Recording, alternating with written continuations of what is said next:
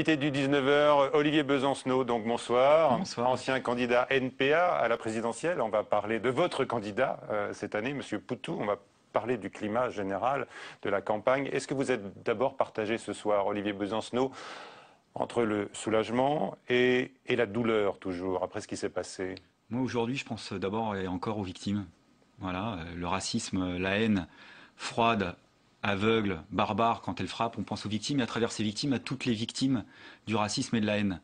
Voilà, et là où je suis pas partagé, c'est ce sentiment de révolte qui commence à m'animer sur en effet cette récupération politique qui est pénible. Qui est pénible dans la théâtralisation un peu presque morbide, l'omniprésence du président de la République, et quand on voit que c'est l'UMP qui ose en plus dire que d'autres n'ont pas respecté le deuil, c'est quand même l'hôpital qui se fout de la charité, quand on voit que le président de la République non seulement était omniprésent, a pris à partie des enfants dans une école, alors franchement c'est pas du tout la place.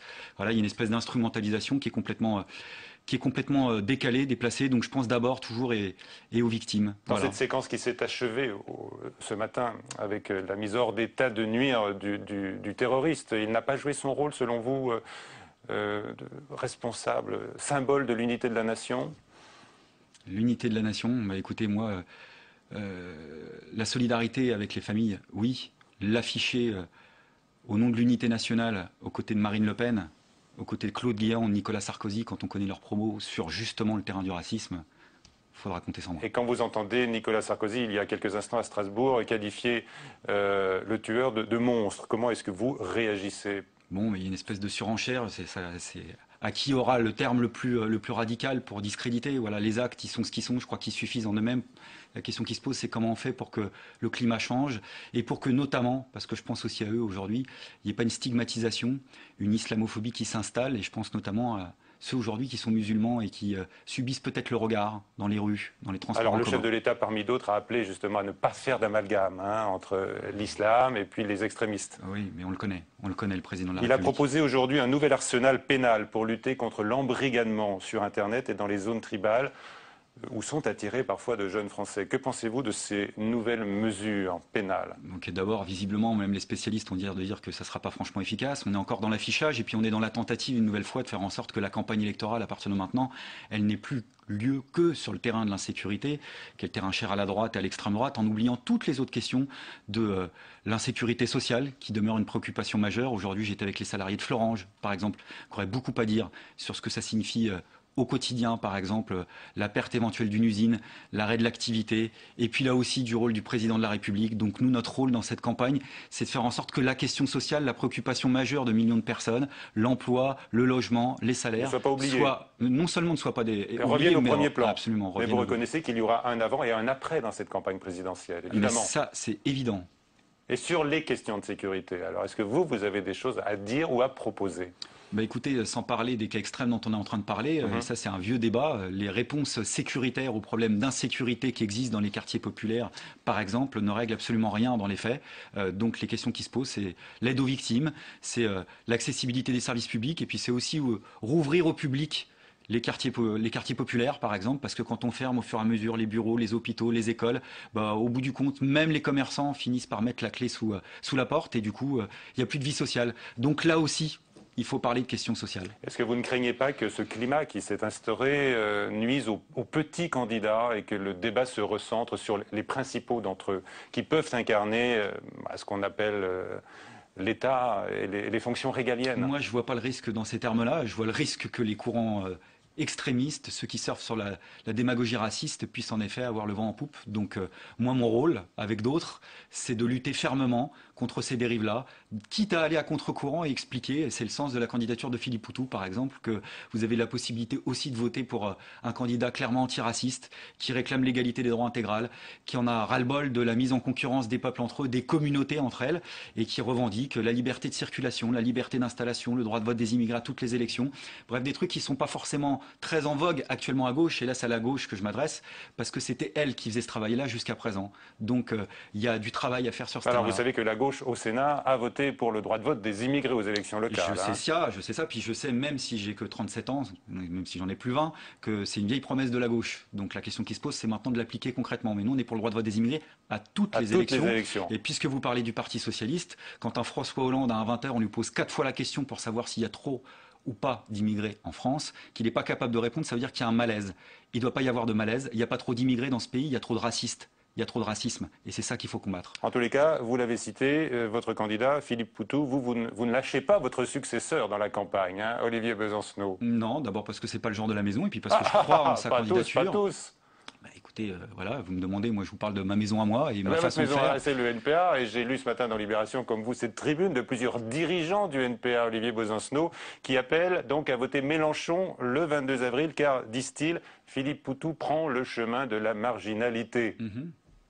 Ça change rien sur le fait que je pense que Philippe Poutou, son authenticité... Vous ne pouvez pas le nier quand même, 0,5%. Mais ça veut rien dire, pardon de le dire, mais en 2002, j'étais entre 0,5 et 1% jusqu'aux 2 dernières semaines de campagne. Et dans quelques jours, avec l'égalité médiatique, Philippe Poutou parlera autant que Nicolas Sarkozy, ce qui entre nous soit dit, fera déjà petit air de vacances, parce que je pense que dans l'égalité de traitement, il y a eu des petits problèmes, et puis on pourra entendre les propositions de notre courant, et puis à ce moment-là, ce seront les électeurs qui trancheront. Voilà, maintenant, il y a en effet d'autres qui ont pris d'autres positions, j'acte ça. Vous savez, moi, je suis pas dans l'amertume, et puis je pense qu'il faut avoir l'intelligence de se dire qu'il faut pas injurier l'avenir, et que nos routes se recroiseront probablement, j'en suis sûr. Donc vous attendez la campagne officielle, l'égalité des temps de parole, pour que Philippe Poutou sorte de l'ombre. Pourquoi est-ce qu'il n'émerge pas, selon vous? Il n'a pas votre charisme? Mais c'est pas une question de charisme, on n'est pas dans le casting, on est dans les propositions politiques. Laissez-nous pouvoir les expliquer parce qu'il y a des choses qu'on est les seuls à défendre. Et puis il y a quelque chose qu'il est le seul à incarner. C'est que c'est pas un politicien professionnel, il vit pas de la politique, il est ouvrier dans l'automobile, il a résisté à des plans de licenciement.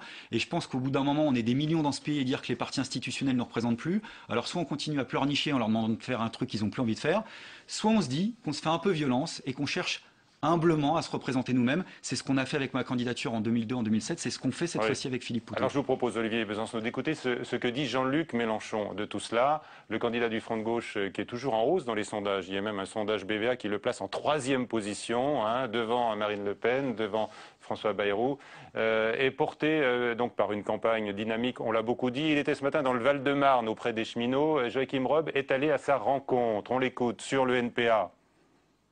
Ça montre que la diversité que contient le front de gauche va s'élargissant. C'est une très bonne nouvelle pour nous. Bien sûr, et ça va faciliter notre campagne. Ça veut dire que plusieurs centaines de très bons militants vont se mettre au travail après avoir connu une longue période dans laquelle ils ont quand même beaucoup perdu d'énergie et peut-être de chaleur, à des batailles internes qui toujours épuisent ceux qui s'y livrent, surtout quand il se passe quelque chose d'aussi grand et d'aussi fort que ce que nous avons mis en route avec la Bastille et la réussite du front de gauche.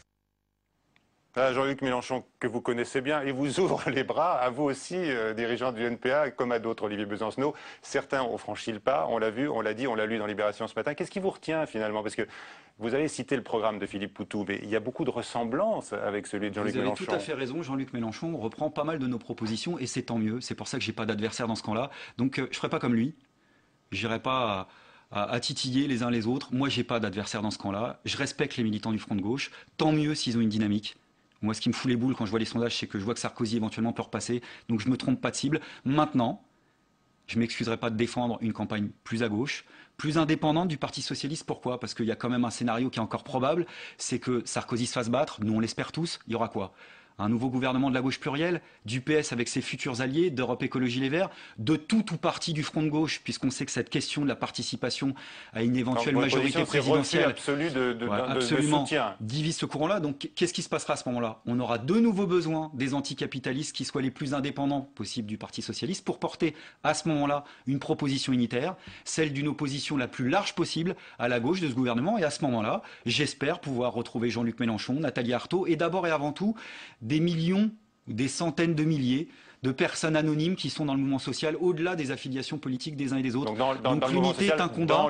Moi, je crois à l'unité, pas au ralliement. Et il faut respecter les identités politiques des uns et des autres et jamais oublier qu'en politique, la fortune est capricieuse. D'accord. Donc pas question pour vous de soutenir un parti de gouvernement, le Parti socialiste, par le biais de Jean-Luc Mélenchon, qui va se rallier évidemment à François Hollande. Mais c'est même plus simple que ça. La question qui se pose, c'est concrètement, vous connaissez, je pense, mieux que moi les arcanes des institutions. Les élections législatives, par exemple, il n'y a pas de proportionnel. Ça veut dire qu'on ne rentre pas à l'Assemblée nationale sans passer des accords avec les partis institutionnels qui font la loi à droite comme à gauche et qui se mettent à l'entrée des assemblées comme des videurs à l'entrée des boîtes de nuit en disant toi tu rentres pas. Et on ne rentre pas à l'Assemblée nationale comme Spadjari rentre dans une banque, c'est-à-dire par en dessous. Donc la question qui se pose, c'est en effet d'assumer ou pas son indépendance vis-à-vis du PS. Nous on l'assume. Alors c'est un coup. Puis il y a une autre idée aussi peut-être qu'aujourd'hui, dans une campagne du PS qui n'est pas forcément dynamique, Jean-Luc Mélenchon, il parle un peu comme certains aimeraient que le PS parle. Soit, tant mieux. Moi, je préfère écouter un discours de Jean-Luc Mélenchon que de François Hollande, mais je préfère l'authenticité de Philippe Poutou. Parce que cette question de la représentation politique, elle est essentielle. Elle fait écho d'ailleurs à plein de choses qui se passent dans le monde. Parce que si vous regardez le mouvement des indignés, c'est quoi? C'est dire à un moment donné, on se représente nous-mêmes. Dernière question, Olivier Besancenot, vous nous dites que c'est Mélenchon qui a copié Poutou quant à son programme, mais vous n'avez pas envie de tirer votre chapeau quand même à l'ancien trotskiste Jean-Luc Mélenchon. C'était ma question. L'ancien trotskiste Mélenchon qui a réussi son OPA sur le PCF. C'est au PCF qu'il faudra probablement poser cette question-là. Je pense on a eu le secrétaire national du PCF il y a quelques jours sur ce plateau. C'est plutôt au PCF qu'il faut poser cette question. Maintenant, nous, on n'a pas l'instinct de propriété, pas même sur le programme. Une nouvelle fois, quand nos idées avancent, progressent et qu'une partie de la gauche les reprend, tant mieux. Mais il y a des idées que Poutou défend, que Jean-Luc Mélenchon ne défend pas. La rémunération des élus, la sortie du nucléaire, arrêter de rembourser les intérêts de la dette, exproprier les intérêts privés dans la banque. Ça, il n'y a qu'en votant pour tout que vous pourrez voter pour ce programme-là. Merci Olivier. Merci à vous.